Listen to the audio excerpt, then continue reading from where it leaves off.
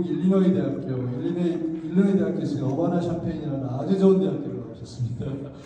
경제학 박사를 하시고 한국은행 호남 본부장을 역임하셨고, 그다음에 한국은행 경제통계국장, 그리고 한국은행 경제연구원장으로 한국은행의 직무를 마치시고, 현재는 대한상공회의소 SGI 원장으로 계십니다. 오늘 그러면은 좋은 말씀을 부탁드리고 박양수 원장님을 모시겠습니다. 뜨거운 박수로 맞이해 주십시오.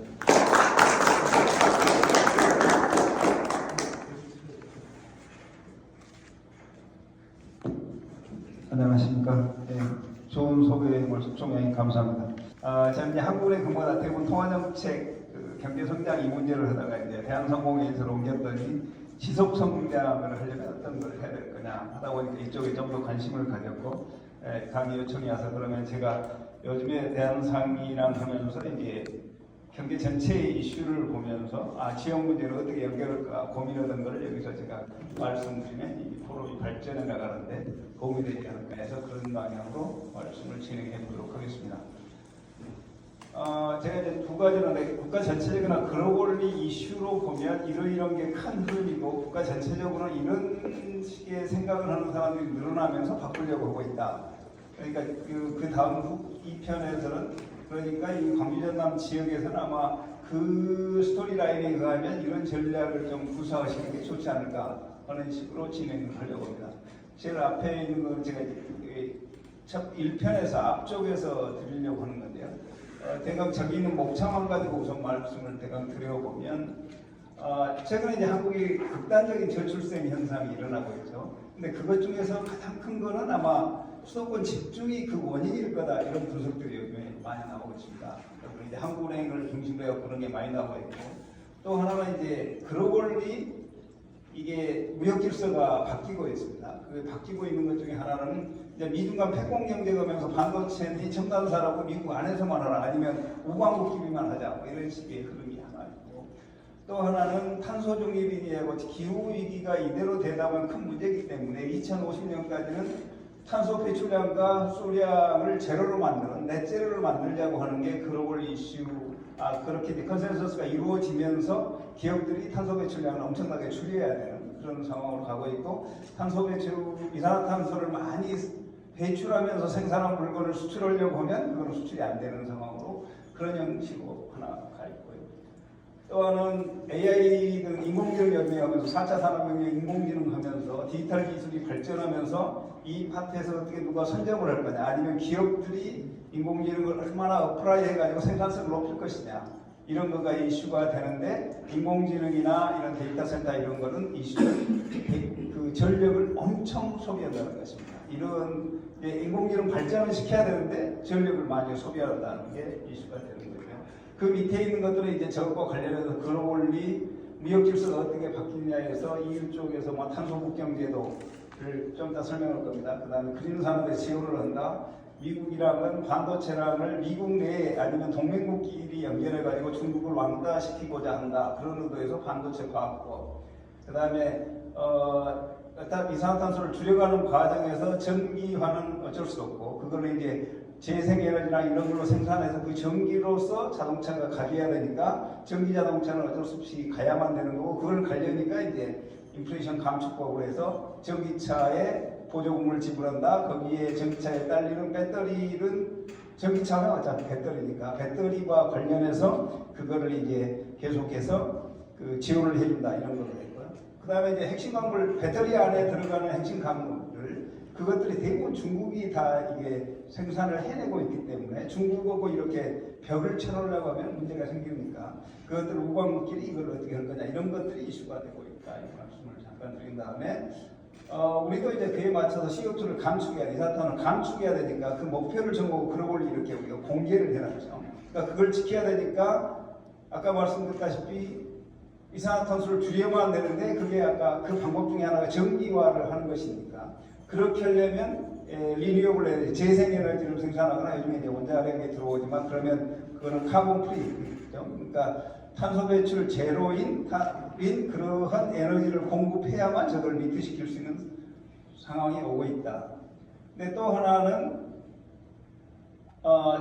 우리가 지금 현재 한국은 중앙 집중식으로 전력을 생산하는데 그거가 지역별로 수급의 차이가 있습니다. 수도권으로는 다 몰려있지만 거기는 생산은 덜하고 수요만 많이 하죠. 근데 이 서쪽 벨트하고 동쪽 벨트, 이쪽 호남 지역하고 저쪽에 영남 지역 이쪽은 생산은 많이 하는데 소비는 덜 하는 거죠. 그러니까 그쪽에 있는 전기를 저쪽 송전망을 통해서 수도권으로 옮겨야 되는데 지금 현재 수도권으로 옮길 수 없는 상황. 그죠? 송전선 설치를 꺼려하고 주민들이 반대하기 때문에 그런 부분이 있기 때문에 그걸 보상을 어떻게 해줄 거냐? 심지어는 보상받아도 안 한다 이렇게 나오기 때문에 그런 경우에 이런 문제를까지 동시에 있는데 이걸 어떻게 해결할 거냐 하는 이슈를 제가 잠깐 터치를 하고 그 후에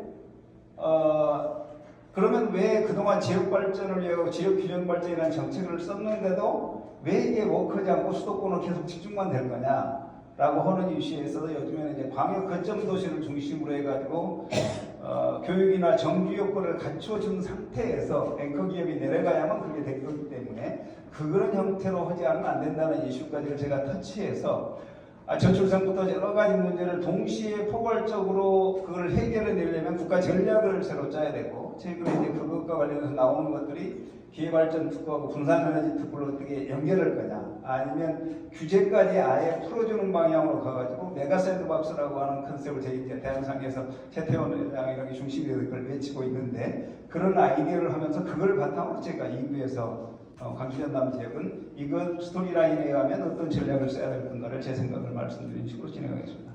이 스토리라인은 지금부터는 간단히 해서 말씀을 넘어갑니다. 이게 저출생이 일어나죠. 저 왼쪽 그림에 보시면 학계 출산율이 보통은 2.1이 돼야지 이게 인구가 유지된다고 합니다. 근데 우리는 0.7 이 정도 막 내려가 있죠. 근데 OECD 전체도 쭉 전 세계적으로 거기에 출생률이 낮아지고 OECD 평균도 낮아지는데 우리나라만 극단적으로 돼 있죠. 그러니까 이게 저출생 문제를 기본적으로 우리는 어떻게 이해를 많이 하냐면 이게 이제 과거에는 여성들은 집에서 이제 교육 안 받고 애만 낳고 뭐 살림만 하는 걸로 했었는데 이제는 기대 수명이 길어지죠. 그러니까 우리는 오랫동안 이제 살게 되는 생각이 왔고 그런 상태에서 개인의 가치는 자기한테 대한 교육 투자, 인적 자본 투자를 얼마나 했느냐에 따라 가지고 개인의 가치가 결정이 되고 그런데 오래 사니까 제가 충분히 교육받고도 오랫동안 그거를 회수할 투자했던 걸 교육에 투자했던 걸 회수할 시간이 충분하기 때문에 그 다음에 또 하나는 자기 생이 짧으면 내 자식을 통해서 뭘 실현해야지 이런 식의 생각이 있었는데 이제는 그런 생각이 없는 거예요. 자기가 오래 사니까 내 스스로 다 할 수 있다 이렇게 되니까 당연히 그 여성들도 또 경제활동 첨가가 높아지고요. 그러니까 출생률이 떨어지는 것은 글로벌 현상이다. 이렇게는 돼 있죠. 근데 글로벌 현상이기 때문에 저렇게 떨어지는데 한국만 이렇게 왜 더 떨어지냐 이런 문제이죠. 극단적으로. 그걸 이제 한은에서는 분석해 놓은 게 그 다음 페이지입니다. 그러니까 이걸로 하다 보면 시력을 내가고 인구 밀도가 높은 지역일수록 출산율이 떨어져요. 그러니까 수도권으로 많이 몰려 있으면 수도권의 출산율은 상대적으로 낮게 되어 있죠. 그런 형태처럼 많이 집중되면 그러다 이거가 이제 실증 분석 보면 저렇게 왼쪽처럼 나오고 그래서 한은에서 그 출생률을 가지고 그 계량 분석을 해봤더니 한국도 노력하면 OECD 평균만큼은 출생률을 높일 수 있다 이런 연구 결과를 합니다. 근데 저쪽 오른쪽에 보시면 어떤 게 있느냐면 이쪽에 보시면 그럼 뭘로 해서 OECD 평균을 올릴 거냐 생각해 보니까 여러 가지 요인이 있는데 그 중에 제일 효과가 큰 게 인구 집중 해소입니다. 그러니까 수도권에 집중된 거를 풀으면 인구 문제를 해소하는데 상당히 도움이 된다요. 그 여러 가지 요소 중에서 가장 큰 요인이라는 겁니다. 그러니까 저출생 문제를 해결하려고 한다 하더라도 수도권 집중은 막거나 완화시켜야 된다. 집중되는 거를 그렇게 해야만 된다는 게 지금 현재 이제 학자들 사이에서랑 이제 요즘에 많이 나타나고 있는 것이죠. 그러니까 일가족 양립도 하는 것도 가장 중요한 방법 중에 하나지만 어쨌든 여러 방법 중에서 가장 큰 거는 수도권 집중을 완화시키는 거, 인구 집중을 완화시키는 거다. 이게 첫 번째 제가 말씀드리려고 하는 것이고요. 두 번째는 이제 미중 간 패권 경쟁하면서 그렇습니다. 그러니까 그동안은 미국은 글로벌리 최고의 GDP 수준을 가지고 있고 그랬었는데 또 하나는 최고의 군사력은 여전히 유지되고 있죠. 그런데 이 제조업이랑만 가면 느닷없이 이쪽에 왼쪽에서 보듯이 빨간 줄인데요. 중국이 그 전 세계에서 차지하는 제조업 GDP의 비중이 막 40%까지 급격하게 올라갑니다. 미국은 내려가고 있고, 또 하나는 글로벌 반도체에서 제조 시장의 점유율이 중국에 추월당하죠. 저 가운데 그림에 보면 추월당하는 현상이 보입니다. 이쯤에서 추월당하냐? 이러니까 이제 미국이 위기의식을 갖습니다. 군사력 최고, 세계 GDP 최고인데 제조업에서 중국한테 추월당한다, 반도체까지 추월당한다 이랬죠. 근데 이제 미국이 하나 자신이 생긴 게 있죠. 셰일 오일, 셰일 가스가 등장하면서 미국이 과거에는 최대 소비국, 그러나 최대 생산국은 아니었는데 지금은 최대 생산국으로 바뀐 겁니다. 그러니까 이제 자신감이 생긴 게 중동 문제, 중동에서 우리가 군사력 빼도 오케이 이렇게 된 거죠. 그러니까 에너지도 자립했죠. 그죠? 그런데 저 반도체, 그죠? 이 파트에서 중국한테 밀린다는 거가 받아들일 수 없다 이렇게 된 겁니다. 그래서 그거를 이겨내야 되겠다 하는 생각에서 중국을 이제 왕따시키려는 전략을 취하게 되죠. 그런 배경하에서 이제 최근에 그렇게 일어나고, 또 하나는 이런 겁니다. ESG가 과거에는 그 친환 환경을 생각하고, 그 다음에 사회적으로 그렇게 해서 뭐 아동 착취, 뭐 그 노동적으로 상대적으로 착취를 하지 않는 거, 그런 거, 그 다음에 가버넌스에서 그 오너 중심으로 해갖고 너무 덕분적으로 해갖고 그 지배 구조가 이상한 거, 그런 거를 잘 개선하자 하는 게 ESG인데, 그 전에 이제 2022년 이전까지는 기업들이 우리는 사회적 책임도 다하면서요 이렇게 하니까 ESG를 경영을 잘하는 겁니다 라고 잘 선전을 하면, 잘 홍보를 하면 소비자들이 기업의 물건을 더 사주고 이런 형태로 돼갔는데, 최근에는 기후위기가 현실화되죠. 이게 보면 막 홍수 일어나고 막 가뭄 나고 이런 게 상시화되니까 이제는 이거를 법제화하려고 하는 노력이, 움직임이 생기는 겁니다. 예를 들면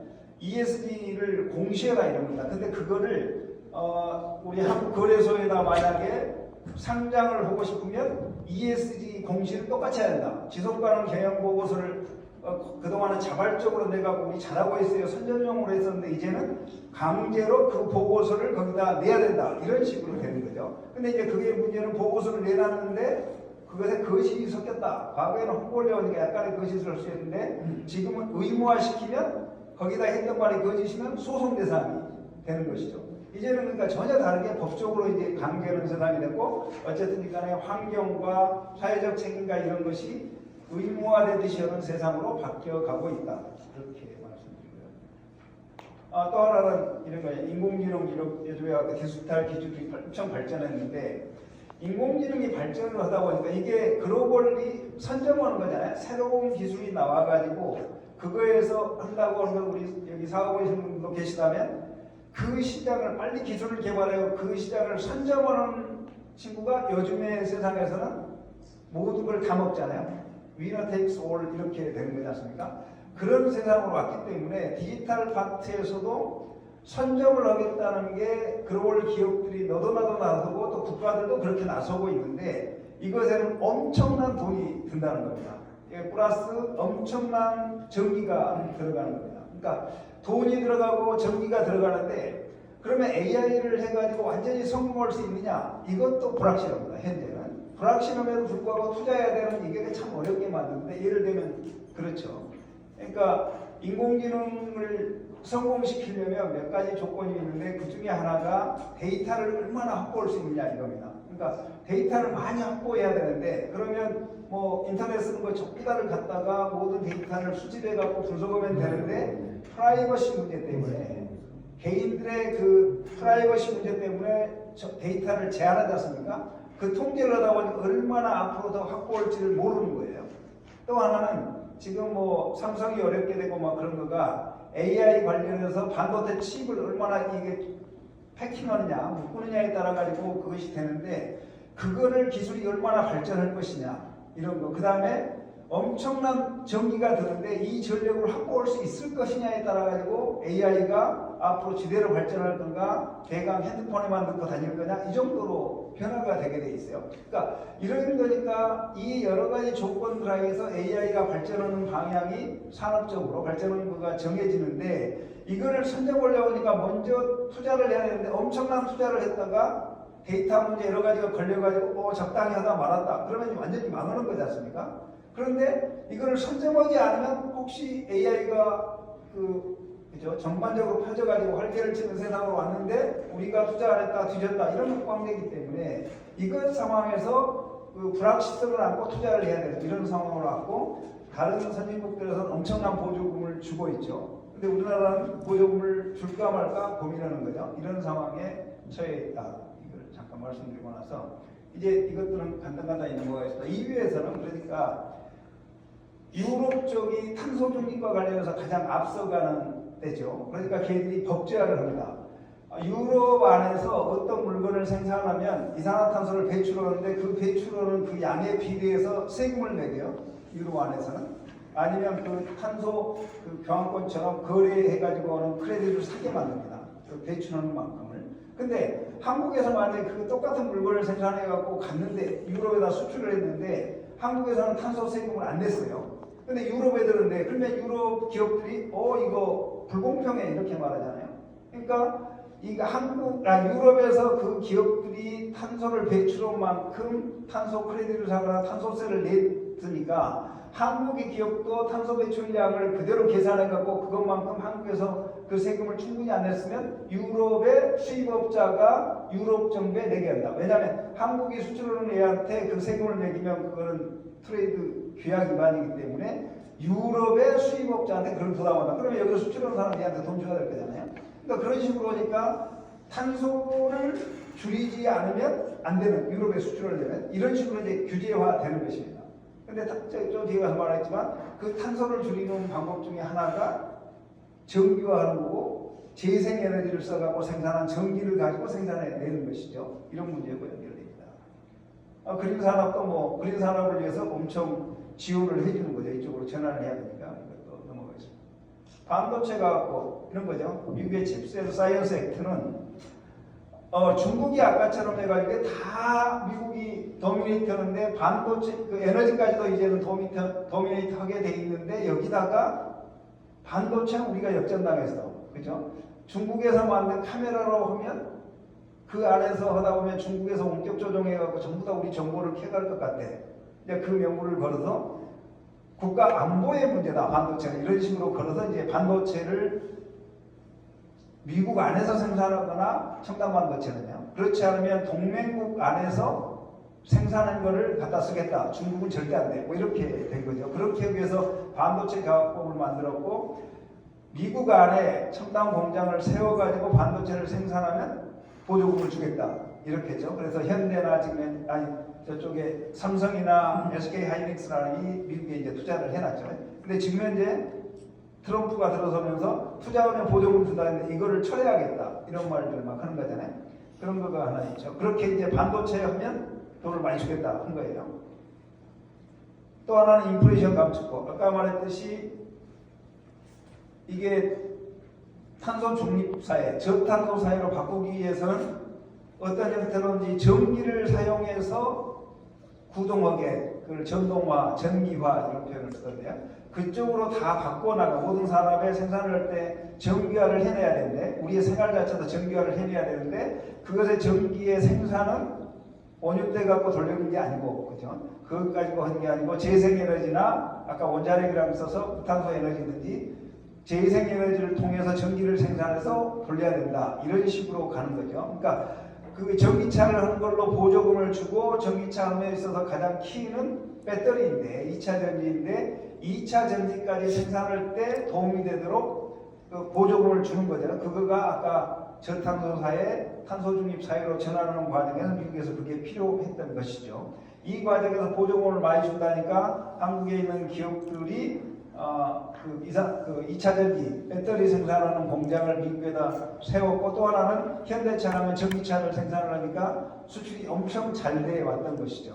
그죠? 지금 이제 그런데 다시 이제 트럼프 왈 그거 여기서 우리가 외국 거 전기차를 사줄 생각은 없고 미국에서 생산한 것만 하면 돼. 이런 식으로 해갖고 보조금을 다시 줄이려고 하는 상황으로 왔는데 어쨌든지 간에 전기차 생산 이런 것들과 관련해서 또는 배터리 생산하는 거에서 미국이나 하여튼 유럽이나 다들 집중적인 지원을 해갖고 자국 내 산업을 일으키려고 한다. 그런데 다시 한번 말씀드리지만 그 전기를 통해 전기와 전동화가 가는데 그것의 키는 이산화탄소를 많이 배출하지 않은 연료를 써가지고 전기를 생산해야 되기 때문에 그거는 재생에너지나 CFE, 이제 카본 프리한 에너지를 써야만 하는 상황이니까 제가 이렇게 에너지를 계속 강조하는 것은 우리 광주전남 지역이 에너지의 강점이 있기 때문에 그 분야에 이걸 강조합니다. 좀 더 가보죠.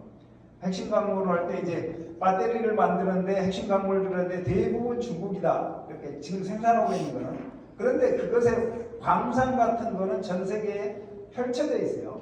근데 중국에서 생산을 선택적으로 하는 것이죠. 그러니까 이거 광산을 캐다가 중국 가서 이제 가공해갖고 파는 건데 이거는 우리나라 같으면 이게 뭐죠? 그 건강에 안 좋다고 해가지고 종업원을 쓸 수가 없어요. 그러니까 중국은 인권이 상대적으로 무시당하니까 중국에서는 막 생산해서 그런 건데 이제는 이거 파트를 전 세계로 중국을 블락킹 시키다 보면 이걸 전 세계로 나눠야 되는 상황이다. 이런 거를 잠깐만 말씀드리고 그 다음에 내려갑니다.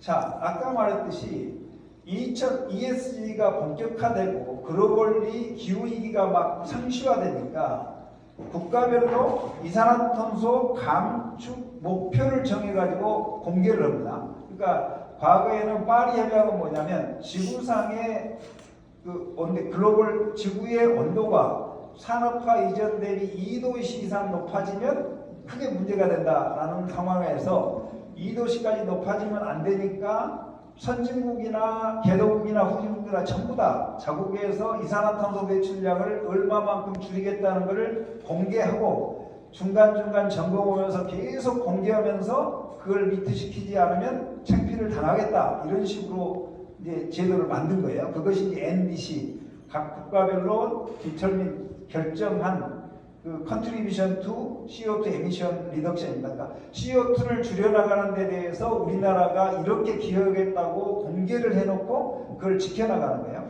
그거를 때 여기에 보시면 이 파트를 지었잖아요. 우리도 이제 그 2030년에 이산화탄소 배출량을 2018년에 피크했는데 2018년 대비 40% 감축하겠다. 이렇게 대회에 공표했습니다. 근데 공표를 해놨으니까 이거를 되도록이면 지켜야 되죠. 글로벌리 리더 국가면 그걸 지켜야 되니까.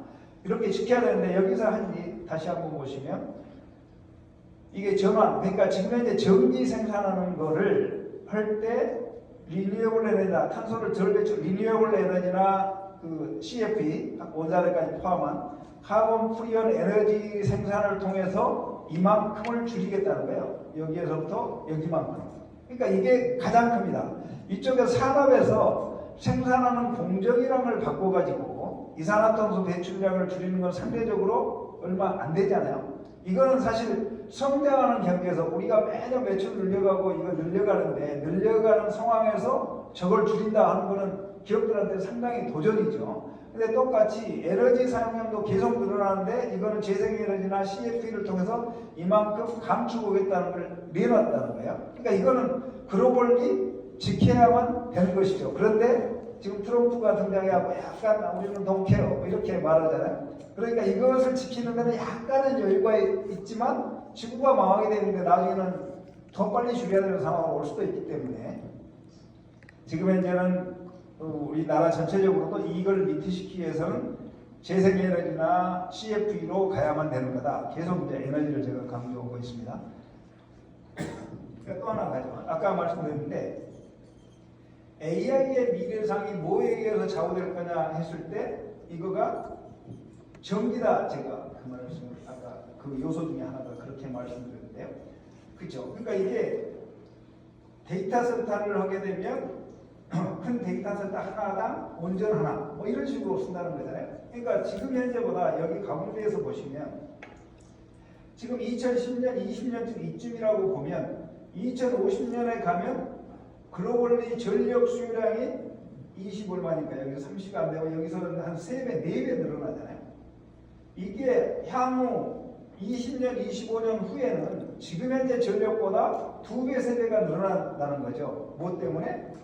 AI화 되니까. 그죠?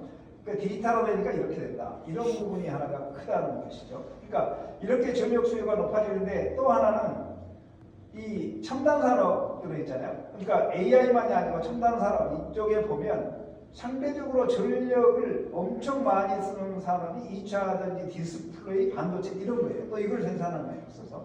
그러니까 전기는 급격하게 수요가 늘어나게 돼 있다 이런 것이죠. 그다음에 또 하나 내려. 그런데 우리나라 이제 지역별로 이 전력 수급에 문제가 있는 것이에요. 아까 말씀드렸다시피 수도권은 엄청 소비를 많이 합니다. 이 가운데 보시면 수도권은 이 원의 크기가 수요량이 아닌데 이게 엄청 수요노죠. 그런데 이쪽은 수요는 상대적으로 작아요. 근데 이쪽에 보면 생산은 이런 데가 더 많죠. 그렇게 되니까 전력이 지역별로 생산하는 것과 소비하는 것에 차이가 나죠. 근데 또 하나 더 그 다음 페이지에 내려가면 이걸로 보시면 그러면 전력을 생산하는데 뭐를 가지고 많이 하냐 하면 수도권은 이제 그 연료 발전, 그다음 화석 연료 써가지고 하는 그런 식으로 해갖고 이쪽에 당진 발전 이쪽에서 그런 식으로 많이 생산을 하는데 석탄이나 이런 걸로 막 쓰는 거잖아요. 그런데 이쪽 동쪽 벨트에서는 원자력하고 재생적으로 돼 있는데 원자력이 대부분입니다. 그러니까 울진 뭐 이런 데 다 원자력으로 하는 것이죠. 이쪽에 전라남도 쪽으로 가도 이쪽에 원자력이 좀 많은데 이쪽에 영광 뭐 이쪽이니까 그게 있고 재생에너지는 이쪽 그 서쪽 벨트 전라남도 호남 쪽 제주도까지가 엄청 많이 있죠. 근데 이쪽에는 발전을 많이 하는데 소비를 덜 하는 거죠. 그러니까 이거를 올리려고 어떻게 했냐면 이쪽에 송전망을 세우는 겁니다. 그래가지고 이쪽에 보면 동해에서 이 수도권으로 옮기는 이런 벨트를 막 송전선로를 개설을 해야 되고 여기에 보면 남쪽에서는 여기서부터 해갖고 계속해서 저 북쪽 서울과 수도권까지 올려야 되겠다라고 하는데 여기다 송전탑을 개설할 수 없으니까 수중에 그죠? 거기다 파가지고 오겠다는데 이제 엄청 돈이 드는 그런 문제가 있는 것이죠. 여기 가운데 그림에서 보시면 최대 전력 수요량도 급격하게 늘고 발전소도 지어가지고 발전량도 많이 느는데 송전선로 건설은 그동안 전혀 안 됐어요. 이게 별로 안 늘어난 거예요. 그러다 보니까 어떤 문제가 생기냐면 이 서해안 벨트, 그죠? 동해안 벨트에서 생산한 전력을 수도권의 그 산업에서 쓸 수 있도록 특히 용인, 평택 이런 데 반도체 클러스터가 되니까 이쪽으로 전력을 보내줘야 되는데 송전망이 설치되지 않아가지고 추가 건설을 대기업들이랑 거기다 하고 싶어도 할 수 없는 상황으로 하고 그러면 어떻게 하면 될 거냐. 저희가 이제 오늘 보도자료를 냈지만 정부에다 촉구할 때는 그래 송전망을 빨리 설치하도록 해야 된다라고 하는데 지역 주민들이 이제 반발이 있잖아요. 그러니까 그거에 들어가면 보상금이 적기 때문에 그걸 해야 된다고 하니까 보상금도 많이 주시고 정부 돈 투자해서 기업 입장에서 그렇게 저희가 주장을 하지만 그러니까 정부가 그냥 계속 깎아서 할 수도 없기 때문에 그거에 이제 재원의 한정이 있기 때문에 그것도 이제 한다고 하더라도 많이는 안 되겠죠. 그러니까 그러면 어떻게 할 거냐. 특히 그것도 재생에너지나 카본 프리, 원자력까지 포함해 CF를 해야 되는데 이걸 어떻게 할 거냐가 이슈가 된다. 이렇게 말씀드립니다. 그렇죠. 그러니까 이번에 송전망이 설치 안 되니까 저쪽 동해안에서 했던 원전으로 많이 전기 생산하는데 그게가 안 되는 거예요.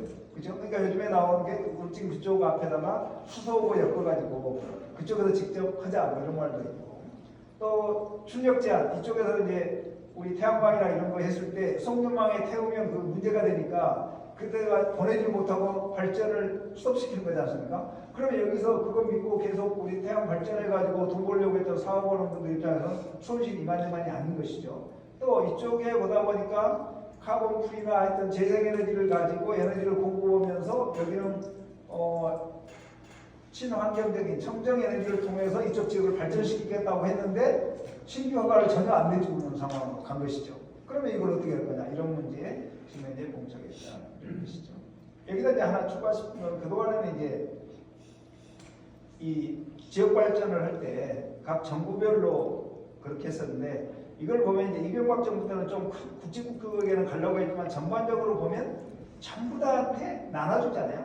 그러니까 지역 발전이라고 어느 산단을 하면서 이렇게 완전히 다 뿌려줍니다. 그러니까 각각의 지자체별로 얼마씩 해야지 불만이 적다 해서 전부 다 뿌려주는 거예요. 이게 뿌려주다 보니까 규모의 경제가 작동을 하지 않아가지고 전부 다 수도권으로만 몰려오는 겁니다. 그러니까 그동안 거에서는 이게 공간적인 측면에서 너무 뿌려주는 걸로만 가다 보니까 그게 안 됐다. 이런 식의 이제 반성이 있고 각각의 우리 여기도 이제 뭐 첨단 있고 뭐 하남 있고 각각 산단들이 있잖아요. 이런 것처럼 온갖 산단이 많아요. 근데 1000개 뭐 이렇게 넘죠.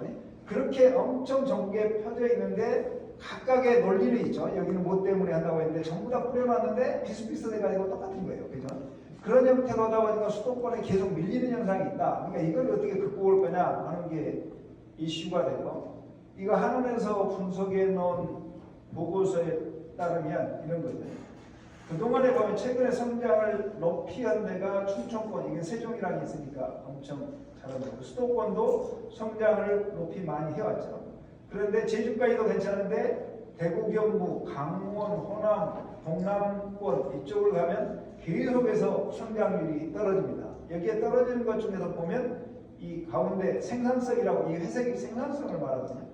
이 생산성을 나타내는 파트가 특히 더 이쪽이 안 좋죠. 그러니까 이거는 뭐냐면 기업에서 기업들이 모여갖고 큰 기업들이 모인 보통은 R&D 투자를 하니까 큰 기업들을 모여서 R&D 투자를 많이 한다. 그죠? 근로자 수가 많으면 많을수록 이게 생산성이 높아지는 경향이 있어요. 그 다음에 1인당 인프라가 많이 투자될수록 생산성이 많이 작동합니다. 그러니까 이거는 규모의 경제가 작동한다고 해서 수도권으로 이쪽에 R&D 이거가 집중화되면서 생산성이 확 높아지는 거예요. 저기에서. 그동안은 그랬다 이거죠. 그런데 지금 현재부터 계속해서 그렇게 생산성이 높도록, 그건 다시 말하면 그 지역에 성장이 높고 이쪽에 다른 지역은 성장이 낮은 상태로 계속되면 인구 집중이나 그 GDP의, GRDP의 집중은 더욱더 붉은색이 많이 더 늘어날 거라는 거네. 훨씬 더 집중이 될 거다. 이렇게 분석이 돼요. 시뮬레이션을 해보면. 그런데 만약에 지금보다 더 수도권에다 돈을 투자해가지고 생산성이 늘어나게 만들면 국가 전체적으로 어느 정도 이익이 될 거냐, 아니면 비수도권에 하는데 지역 중소도시에다가 돈을 엄청 뿌려가지고 골고루 뿌려져가지고 생산성을 높이는 것이 나라 전체적으로 이익일 거냐, 아니면 비수도권의 거점에 하는 대도시를 중심으로 해가지고 R&D 투자를 많이 해놓고 교육 투자를 많이 해놓은 상태에서 국가 전체의 생산성을 높여갖고 이익이 모일 거냐 해갖고 한국은행에서 비교해보니까 비수도권의 대도시에다가 집중 투자를 해서 하는 게 국가 전체의 이익이다. 이렇게 나온 거예요. 분석이. 그러니까 지역 발전을 해 나가야 되는데 다 뿌려주는 거다기보다는 거점 중심 도시를 중심으로 해갖고 해 나가면서 중첩적으로 연결해야 되지 않을까 하는 게 요즘에 이 국토 균형 발전을 하는 사람들이 그런 연구 쪽으로 이제 가고 있는 것이죠. 자, 그러면 이제 지금까지 나왔던 걸 가지고 다시 한번 이제 정리를 해봅니다. 그러니까 한국은 저출생이고 고령화 등으로 경제 성장은 위축되고 있고, 우리가 저출생 고령화를 걱정하는 이유는 현재 연금 시스템, 국방 시스템, 이런 사회 정치 사회적 시스템이라고 하는 거가 인구가 증가하는 걸 전제로 만들어놨어요. 근데 이거 자체가 인구가 줄어버리면 시스템 유지가 안 되는 거죠. 젊은 애들이 연금을 부어주지 않는 한 나이 드신 분들이 그걸 받을 수가 없는 상황으로 가는 거죠. 시스템 유지가 불가능하고 지역을 소멸하는 거고 나라도 소멸한다, 뭐 이런 식의 우려가 있는 것이죠. 자, 이렇게 했다. 근데 그것 중에 가장 큰 게 지역 발전이다, 뭐 이런 거가 있었죠. 해결한 것. 또 하나는 탄소 중립을 해야 한다. 미국을 중심으로 경제 안보를 중시하는 그런 무역 질서가 형성이 되니까 이 기업들이 중국에서 빼잖아요. 그런데 빼거나 새로운 첨단 산업이나 그런 거에 투자를 하거나 아니면 저탄소 산업으로 전환하기 위해서 그걸 투자하는데 공장 유지를 어디로 할 거냐, 기업을 내가 어느 지역으로 옮길 거냐가 지금 이슈가 되고 있는 것이죠. 그런데 어디에 옮기겠다? 저탄소로 가야 되니까 에너지 공급이 충분한, 그러면서도 무탄소나 재생에너지로 공급이 될 수 있는 곳으로 가야 되겠다. 이런 식의 생각이 되니까 기업이 입지선정감에 있어서 에너지를 그만큼 확보할 수 있느냐가 크게 되고 있는 상황이고, 여기에서 이제 하다 보면 리쇼어링, 그죠? 외국으로 나가 있는 그 기업들이 한국으로 들어오는 것과 아니면 미국이라는 입장에서 오면 프렌드쇼어링, 그러니까 우리 가치 동맹끼리, 아니 동맹들끼리의 그쪽에서 생산한 것을 미국으로 수출할 수 있고 미국이 받아준다고 하니까 그러면 한국에서 생산하면 미국에 수출할 수 있겠지, 중국에서 하면 안 되니까, 이런 식으로 할 때 이런 과정에서 어디로 기업을 이전할 거냐, 또는 수도권에 있는 데서 이제는 리뉴얼의 재생에너지를 쓸 수 없으니까 나는 지역으로 갈까, 이런 최적의 입지를 찾아가는 상황이다, 이런 거죠. 그런데 우리나라의 상황상 송전망 건설이 안 돼가지고 동쪽과 서쪽에서 생산된 전력이 재생에너지나 무탄소 에너지 위주로 생산된 전력이 수도권으로 공급되기는 어려운 상황. 전력개통법이 통과된다 하더라도 그 보상비가 엄청나기 때문에 그거 현실적으로 쉽지는 않을 수도 있다라고 하는 상황이다, 이런 거예요. 또 한편으로 첨단 산업에 엄청난 돈이 투자해야만 되기 때문에 이거는 정부 차원에서 돈을 부을 수밖에 없고, 그런데 그렇다고 보면 기업들이 이 지역으로 내려왔을 때 그 정부 지원까지 얻고 올 수도 있는 거잖아요. 그러면 지역에 내려올 수 있는 여지가 더 커지는 것이죠. 이런 부분까지 있는 상황으로 와 있다. 그럼 여기서 이제 질문을 그냥 하는 겁니다. 왜 포괄적인 전략 필요성인가? 저출생 문제를 단순하게 저출생을 극복을 하나로만 해결해서 어떤 얘기가 되냐면, 얘들을 출산을 안 하기 때문에 이걸 극복하기 위해서 그 중에 하나가, 큰 것 중에 하나가 주거비가 비싸기 때문이다, 이렇게 하잖아요. 그러니까 서울시랑이 뭘 하냐면 그쪽 청년들한테나 결혼한 신혼부부한테 특별 공급해가지고 그 집을 살 수 있도록 싸게 공급해 주잖아요. 그렇게 되면, 그래 주거비라 서울시의 출산율을 높이려고 했는데 그건 아까 뭐라면 수도권 집중이 훨씬 더 저출생의 원인이기 때문에 그거가 해결 방법이 아니잖아요. 그죠? 이런 문제가 있다, 이런 거죠.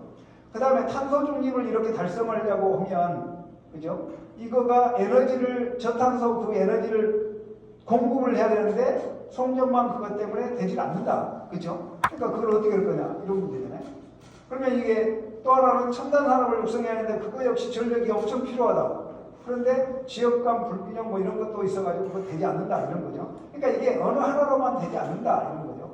또 하나 저출생을 극복하는 방법 중에 하나 이런 거 있잖아요. 아무리 우리가 지금 현재부터 노력을 해갖고 출생률을 높이고자 해봤자 1.5 정도 학계 출산율이 그 정도밖에 가지 않는다는 게 전문가들의 생각이거든요. 50평균.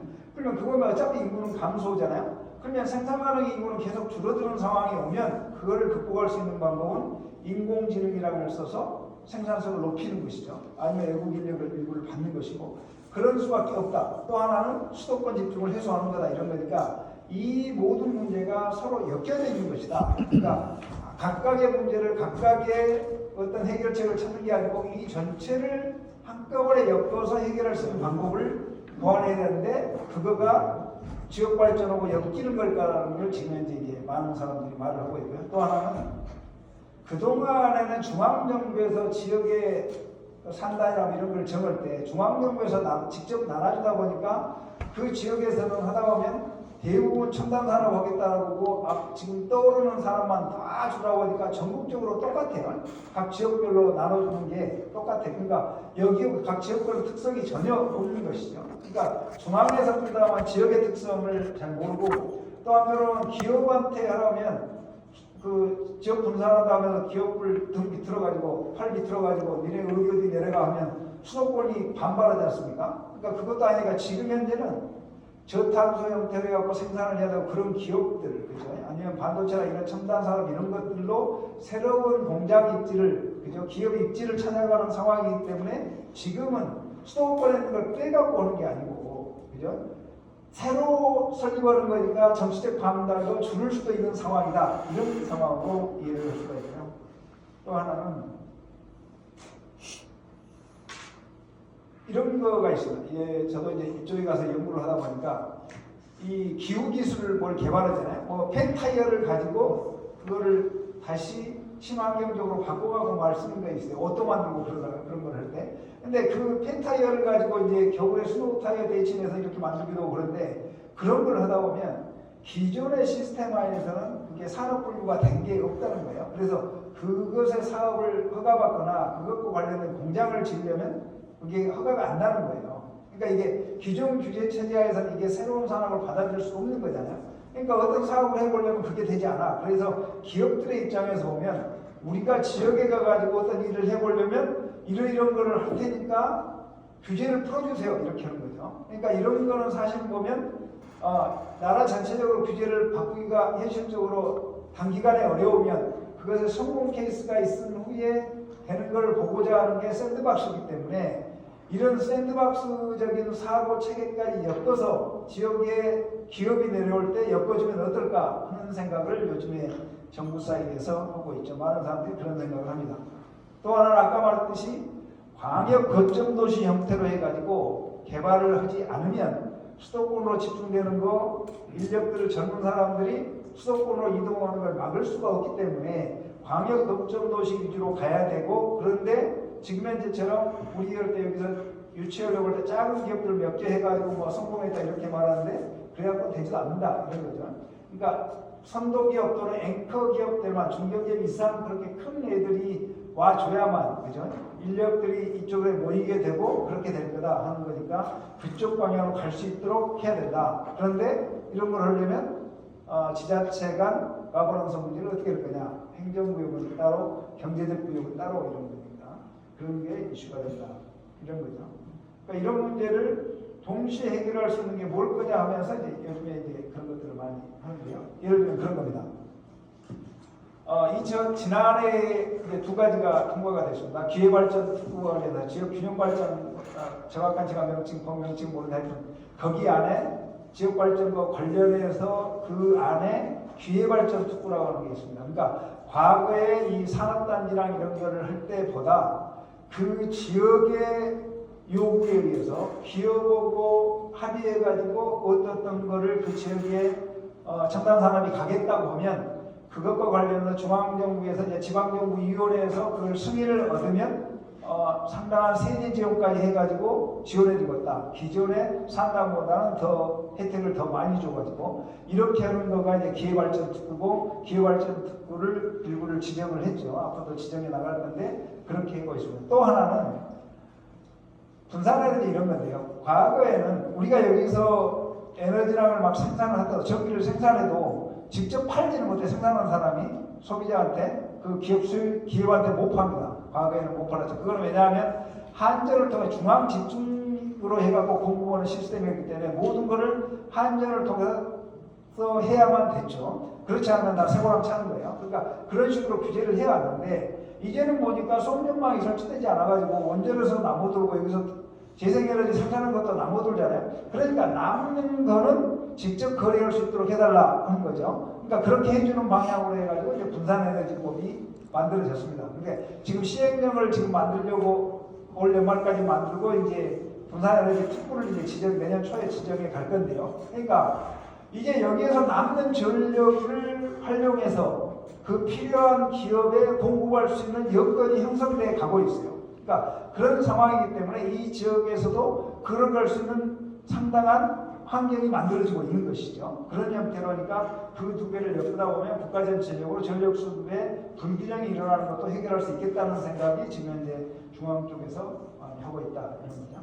이거는 이제 저희 쪽에서 이제 좀 연구하면서 이제 최태원 회장이랑 이걸 많이 기업원이니까 그렇게 하는데 아까 기회발전 특구하고 분산에너지 특구가 연결되어 있는데 이것들이 지금 현재 법 체제로 해서 사이즈가 좀 작습니다. 작고 또 하나는 완전히 규제풀이 이런 건 아니에요. 그러니까 이분은 어떤 식의 생각이냐면 이 지역에 특화된 미래 전략 산업을 먼저 선정을 하는 겁니다.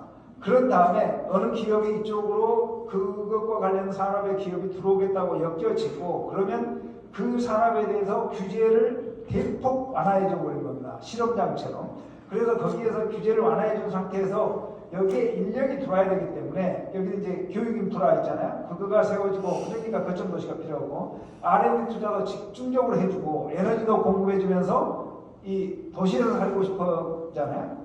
그 젊은 사람들. 그러니까 그 정주 여건을 조성하는데 중앙정부 돈을 집어넣는 거죠. 지방정부를 합쳐서. 그렇게 넣는 거다. 거기다가 재정과 조세 인센티브를 막 엄청 듬뿍 준다는 거죠.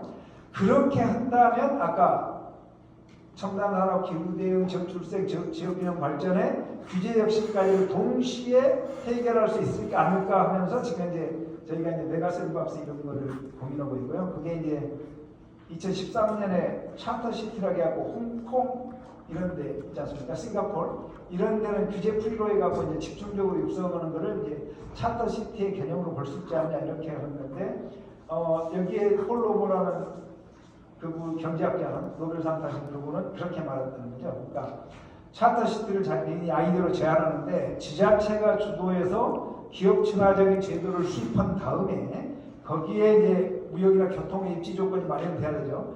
그걸 바탕으로 스피로버가 돼야 되니까 옆으로 퍼져나가야 되니까 기본적으로 클러스터가 형성될 수 있도록 군을 만들어줘야 된다 이거죠. 그런 식으로 되고 그러려고 하면 그게 정규여건 교육 요건이 이루어지는 식으로 구성을 한다면 그지 않을까 이렇게 제안을 했었는데 저희가 이 메가샌드박스 가지고 그런 식의 걸 해보는군요. 그러니까 예를 들면 그런 겁니다. 그러니까 메가샌드박스 형태로 가려면 그 지역에 충분한 인력이 있을 거냐, 그죠? 확보될 거냐. 그러려면 주변에 대학교에서 그런 인재를 배출해주고 있는 거냐, 그죠?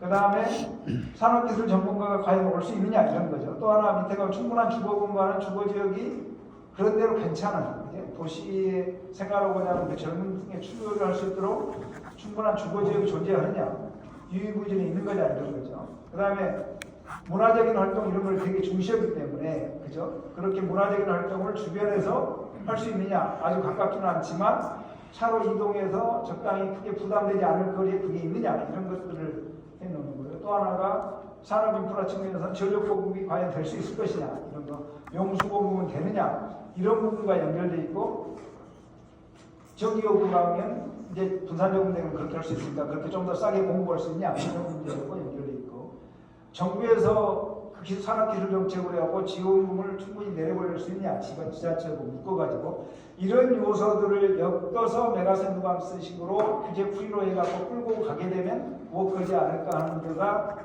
대한상에서 지금 이제 그런 걸 하고 있고 이제 지역을 돌아다니면서 그런 거를 저희가 세미나를 하면서 같이 한번 해보자 이런 거를 제가 해볼 생각인데 하여튼 그런 걸 하겠습니다. 자 그러면 이제 한 10분간만 이쪽 지역을 가지고 말해볼게요. 연결해 보고자 합니다. 그러니까 우리 이걸로 보면 광주 전남 지역 상황으로 보면 보시다시피 지역 내 총생산 GRDP 하다 보면 이쪽에 호남권 이렇게 보시면 알겠지만 붉은선이거든요. 제일 왼쪽 것을 보면 다른 데 엄청 충청권 막 올라갈 때 2000년이 100이라고 놓고 보면요.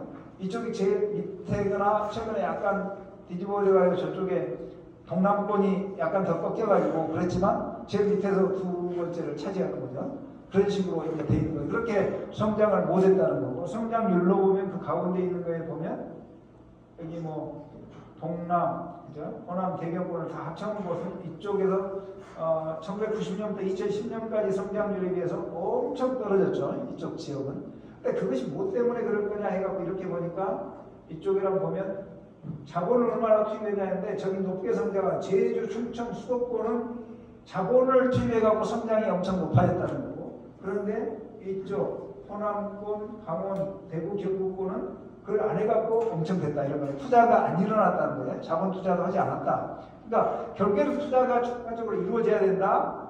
수도권으로 해봤자 아까 말했듯이 수도권에 많이 해도 그거의 스피로버 효과가 상대적으로 작고 지역 거점 광역도시 중심으로 해가지고 투자를 했을 때 그거가 효과가 더 크다 이런 식의 연구가 있는 거죠.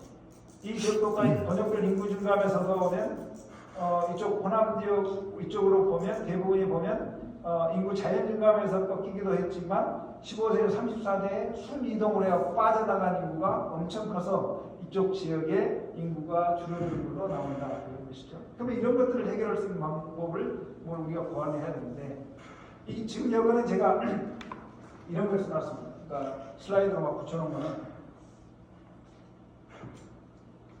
지난해 11월에 결정된 1차 지방시대 종합계획에서 2023-2027년까지 이 정부에 들어가고 했는데 각 지역별 광역별로 특가 발전 계획을 막 써놨죠. 그다음에 광주 전남권은 친환경 에너지 클러스터 뭐 이렇게도 해놓고 근데 다른 데도 이제 다 그런 식으로 됐죠. 그다음에 광주 전남권의 스마트 통합 공동체를 이렇게 그림으로 그려서 리포트 돼 있고 또 하나는 그걸 광주 광역시로 보면 공간을 어떻게 발전시키겠다. 전남권은 이렇게 하겠다. 이렇게는 되어 있죠. 이거는 이제 전부 다 지방시대 종합계획에서 이렇게 이미 리포트가 되어 있는 겁니다. 근데 이제 제가 이제 이런 거를 못 어떤 것이 지금 그동안 진행되어 있는데 우리가 이제 실효성이 있는지를 나중에 이제 이 포럼, 이 비전에서 고민을 해보실 필요가 있다는 말씀을 드리려고 이걸 슬라이드 제가 떠왔고요. 또 하나 이것도 했습니다. 그러니까 첨단 산업이 소부장 특화단지를 지정을 하면서도 여기에 있죠. 여러 가지 이쪽에 보면 광주 쪽에는 소부장 특화단지가 돼 있고 화순에도 나중에 지정이 돼 있고 이렇게 전국에 의해서 똑같이 이제 막 소부장 특화단지도 분포를 막 시켜줬어요. 그렇게 해놓고 관련해서 민간 투자하다 보면 광주의 자율자동차 부품 관리 1조 9천억이 될 거다. 민간 투자 규모 이렇게 돼 있고 또 민간 기업을 하다 보면 했는데 여기는 큰 데는 없고 그죠? 이것과 관련해서 2차 전지 쪽은 전국까지만 돼 있고 이쪽은 큰 기업은 들어오지 않고 이런 상황으로 와 있는 것이죠. 이제 그 다음에 이렇게 합니다. 아까 말했듯이 기회발전 특구를 올해 6월에 이제 지정을 했는데 이쪽에도 보면 전라남도 쪽에서 보면 목포 해남 쪽에 해남 풍력 쪽 돼 있죠. 광양만권에 2차 전지 소재가 있고 순천 쪽에 문화 콘텐츠가 있고 여수에 LNG 터미널 수소 쪽 있고 해남 쪽에 데이터 센터처럼 이렇게 기회발전 특구가 일단 지정은 됐습니다. 그죠? 그러니까 지금까지 이렇게 해갖고 이런 노력들이 있고 지정도 되고 했는데 아까 그 전체의 스토리 라인에 비해서 그러니까 과거에도 보면 산다를 다 뿌려줬는데 그거가 워크하지 않았다 이런 거죠. 그러니까 이런 문제 지금 이제 기회발전 특구도 하는데 이거가 종합적인 그림화해서 전략적으로 이루어지고 있느냐 이거를 그러니까 중앙에서 기회발전 특구를 만드니까 지원을 하니까 여기도 지원해서 하나 받고 했는데 잘 연결된 전체적인 프레임워크가 잘 짜진 전략이 세워진 상태에서 지역발전 전략이 세워진 상태에서 이걸 하고 있느냐 이거를 제가 이 프레임을 거는 것이고요. 그래서 이제 마지막 두 페이지를 가지고 제가 정리를 해보겠습니다. 그러니까 앞에서 하듯이 최근에 들어와가지고 국가발전계획상에도 있고 기회발전특구도 지정했고 이렇게 했는데 그간에 이제 공간발전 구상을 했고 첨단산업 특구도 지정이 됐고 에너지 관련 정책들로 했는데 우리 이쪽에서 지금 풍력발전 태양광 그 발전을 하는데 이런 것들이 과연 지금 이제 중앙에서는 이제 고민을 학계에서는 고민하고 있는 그런 스토리란에 부합되게 전략적으로 잘 하고 있는 것인가 이런 거를 의심을 갖고 고민을 해봐야 된다 이런 거죠. 또 하나는 지금 아까 그림에서 보면 전남구 지자체가 행정구역상으로 구분대가 있어가지고 전남 쪽에서 오고 광주 광역시 쪽에서 이렇게 해갖고 그림을 아까 저는 그냥 자세히 모르니까 그 작업했던 분은 열심히 했었는데 그림만 멋있나? 늘 그전에도 그림은 멋있었고 이런 것처럼 그것인 건가? 과연 이거 하다 보면 그럴 수도 있지 않습니까? 이쪽에 그 광주 광역시 쪽에서 어차피 교육이든지 정부 여건이 여기가 더 낫기 때문에 문화랑 이런 걸로 보면 그러니까 전남 지역 쪽에서 어떤 기업이 들어온다 하더라도 이쪽 사람들이 이쪽에 와서 살면서 왔다 갔다 하는 가능성이 높기 때문에 그러면 이익은 누가 보냐면 광주 광역시가 보면 저쪽으로 뭐 땅만 제공 뭐 이렇게 될 수 있기 때문에 그러니까 두 지자체가 잘 협력을 해갖고 이익과 비용 분담이 돼야만 되는 것이죠. 광역 거점으로 발전한다는 건 이런 고민을 하면서 하고 있는 건가? 그런 것이고요. 또 하나는 앞에 이제 아까 말했듯이 그동안에는 최소한 기회발전 특구고 분산에너지 특구를 같이 연결을 해갖고 이걸 해내야 되는데 그런 것과 관련해서 탈출구를 말하려고 노력하거나 아니면 지금 요즘에 이제 메가센터 값까지 이제 말이 나오고 있으니까 이것의 아이디어를 이용을 해서 적극적으로 지역 발전을 하겠다고 중앙에 요구해야 되는 건가 정치권까지 이런 식의 것들을 이제 고민해보자 이런 거고요. 아까 이제 그 밑에 거 말했는데 두 지자체가 어떻게든 협력을 해야 되는 것이죠. 근데 이제 제가 한 다음에 뭐 여러 가지 있어가지고 광주연구원, 전남연구원 분리되고 그랬더니 저 있을 때는 통화가 좀 있었는데 그러니까 박종무 원장님 계실 때 통화가 됐는데 어쨌든지 간에 그런 식으로 하게 되면 두 연구원 간의 그 협업이라도 해서 이 종합적인 이런 프레임워크에서 체계를 만들어내야지 않을까 뭐 이런 식의 생각을 제가 해볼까요. 또 하나는 이겁니다. 그러니까 우리 이렇게 하다 보면 이쪽 지역만 해가지고 우리 지역 광주 전남 지역만의 발전으로 이렇게 하면 이게 정치적으로 워크하지 않죠. 그러니까 그런데 이제 수도권 그거를 가지고 수도권의 집중이 문제이기 때문에 지역 발전으로 해서 국가 전체의 여러 문제를 동시에 해결해야 한다. 이거를 이제 점차 컨센서스를 만들어 가는데 이쪽 우리 광주 전남 지역만 뭐 해달라고 워크하지 않아요. 그런데 저쪽에 동남권, 그죠? 부울경 이쪽 묶거나 대구경 묶어져 있을 때 이쪽으로 양쪽이 협업을 해가지고 양쪽으로 해서 한국에 저기 지금 1극은 형성되어 있으니까 3극 체제로 말해서 양쪽에 그쪽으로 가야 되고 궁극적으로 남쪽 벨트가 연결되도록 가야 된다 하면 정치적으로 워크할 수도 있죠. 그러니까 그쪽의 기업인들과에도 전략적인 협력이 필요한 게 아닌가 뭐 이런 식의 거예요. 아까 말씀드렸는데 이게 광역 거점 도시 형태로 가는데 그 지역과 중충적으로 그다음에 이제 좀 더 작은 도시가 중소도시의 거점으로 또 형성되고 그보다가 완전히 면 지역이라 이제 그죠? 군 이런 지역까지 해안 쪽으로 연결돼야 하니까 다층 구조로 갈 때 그 비용이나 이익을 어떻게 공유할 거냐 이런 거는 그 지금 행정 단위별로 협의도 해야 되지만 경제적으로 이제 그거 통합된 구역으로 연결해 가면 행정 단위 나중에 개편의 문제도 나왔지만 개편되지 않은 상황에서는 어차피 이익을 어떻게 나눌 거냐 비용을 나눌 거냐 하는 문제에서 고민이 있어야만 이게 진척이 되는 것이 그거 없이 뭐 각자 주장하면 잘 안 될 것 같다는 생각을 하고요. 마지막에 얘는 아마존이 제2본사를 할 때 어느 지역에 할 거냐 이런 거였죠. 근데 그때 그 사람들이 요청한 게 그거라네요. 인구 100만 이상의 도시여야 되고 48km 이내에 도심이 있어야 되고 국제공항으로 또 45분 안에 접근할 수 있어야 되고 고속도로 진입하는데 2에서 5km 이내여야 되고 그죠? 부지는 73만 제곱킬로미터여야 되고 그 옆에 주요 대도시와 직함이 있고 연구대학과 연결될 거 이런 지자체는 나오세요 해갖고 손들고 자기들이 이제 선정을 하고 이제 같이 하는 거예요. 그러니까 여기도 보면 이건 이제 한국은행 광주전남고용 리포트에 써져 있죠. 광주광역시와 전남도는 그런 조건들을 따로따로 다 갖추고 있죠. 그러니까 이걸 상생으로 해갖고 어떻게 엮어서 만들어내느냐 하는 거가 이슈일 수 있다 이런 거고 이렇게 큰 기업이라고 하는 앵커 기업에 해당되는 거니까 그것들을 유치할 수 있느냐 이런 거는 지자체나 여기 계신 이제 관리하시니까 통해 그런 걸 하시면서 좋은 식으로 엮어내실 때 지역 발전이 되지 않을까 하는 생각 속에서 발제처럼 했습니다. 너무 길어졌나 봅니다. 네. 감사합니다. 네, 원장님 아주 좋은 강의 감사합니다. 질문 있으면 해주시죠. 시간이 많지는 않지만 그래도 중요한 질문이 있으시면 예. 정말 굉장히 좋은 강의를 들어서 아까 굉장히 중요한 부분이 그 메가박스 있잖아요. 그 부분이 굉장히 중요한 부분인데 지금 이제 아마존에서 이야기하는 인터기업들이 이용을 하는 이러한 부분들을 메가박스의 관점 속에서 이렇게 이제 새로운 신단사람, 디지털 신단사람을 유치하는 데 있어서의 그런 부분들을 상위에서 이렇게 조금 지금 생각하고 있다고 그런 거 같습니다.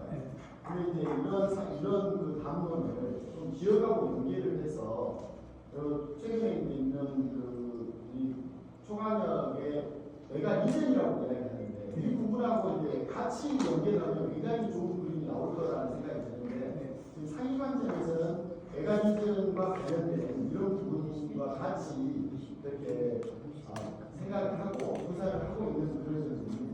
네네. 지금 이제 우리가 다음 달쯤 아마 대구 쪽 가가지고 그러니까 메가센터 그동안 이거를 이제 지금 앞으로 아직까지 안 저희가 공개를 안 했으면 저희가 이제 세미나랑 하면서 이게 대안이 될 수 있다. 그걸 이제 최태원 회장의 목소리를 가끔 말을 했고 이걸 좀 더 구체화시켜서 지금 해나가는 작업을 하는데 그거는 컨셉 발표나 이런 걸 연결을 아마 다음 달 초에 대구 가서 하면서 예를 들면 대구 경북 지역은 이러이러한 산업하고 연결해서 이 메가센터박스라고 하는 거를 해볼 수 있겠다 하는 거예요. 내년 초에는 저희가 이제 여기 있는 분들이나 뭐 광주상이랑 다 연결을 해갖고 이쪽 광주전남 쪽에 와가지고 그걸 하면서 이쪽은 이렇게 할 거다 이런 식으로 해서 전국에 몇 군데 남쪽 쪽으로 가면서 그런 식으로 하면서 아이디어를 공유하면서 그런 식으로 끌고 가보려고 계획하고 있습니다.